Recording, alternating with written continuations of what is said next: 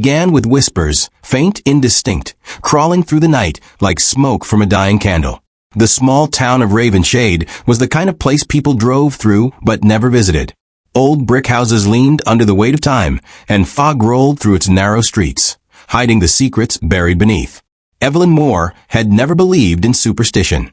A university researcher in folklore, she came to Ravenshade for her latest project, a study of medieval occult rituals practiced during the Black Plague.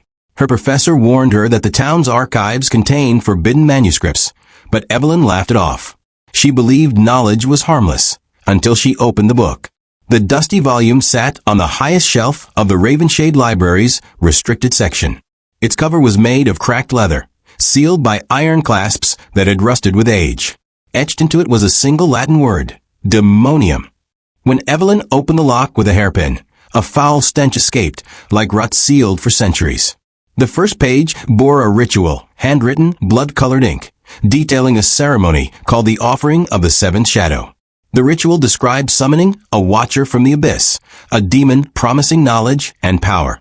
The last line read, "Those who call upon him shall pay in flesh and memory." Evelyn took photos of the manuscript for translation. But the next morning, she woke up with symbols scratched into her arms, the same ones from the book. At first, she thought she had done it herself in sleep, but the marks bled fresh, like claws had carved them. Then came the voices. When the sun fell, whispers rose from the corners of her room. She heard her name being repeated in 100 tones, some human, some not. Her reflection began to twitch in the mirror, moving slightly out of sync. She told herself it was exhaustion, until one night the reflection smiled back when she didn't. Terrified, Evelyn called Father Marcus Hale, an exorcist known for investigating cult activity. He arrived from London, tall and gaunt, with a crucifix around his neck and exhaustion in his eyes. When Evelyn showed him the photos of the manuscript, he turned pale. "This isn't a medieval text," Marcus whispered. "It's part of the Codex Tenebris. The demon ritual is one of the oldest invocations known. Once begun, it cannot be undone, only completed." Evelyn panicked. "But I didn't perform the ritual. I just read it." Marcus replied grimly, reading his invocation. "The words are bindings. The demon heard you." That night, the power went out. Ravenshade was drowned in darkness. The wind screamed through the windows as Evelyn's candles flickered out one by one. From the hallway came a scratching sound, like claws on wood. Marcus lifted his crucifix, whispering Latin prayers. The scratching grew louder, closer, until the door trembled. Suddenly, silence. Evelyn dared to breathe, until a whisper hissed from behind her ear. "Evelyn." She spun around, nothing. But the air was ice cold, and her breath came out white. Then she saw it, a black shadow rising from a floor, tall and thin, its form shifting like smoke, its eyes glowing ember red. It had no face, but when it spoke, it sounded like 100 voices screaming in unison. Marcus threw holy water, but the droplets sizzled in midair. "It's feeding off your fear," he shouted. "Don't look at it." Evelyn tried to close her eyes, but her body froze. The creature leaned closer, its breath burning her skin.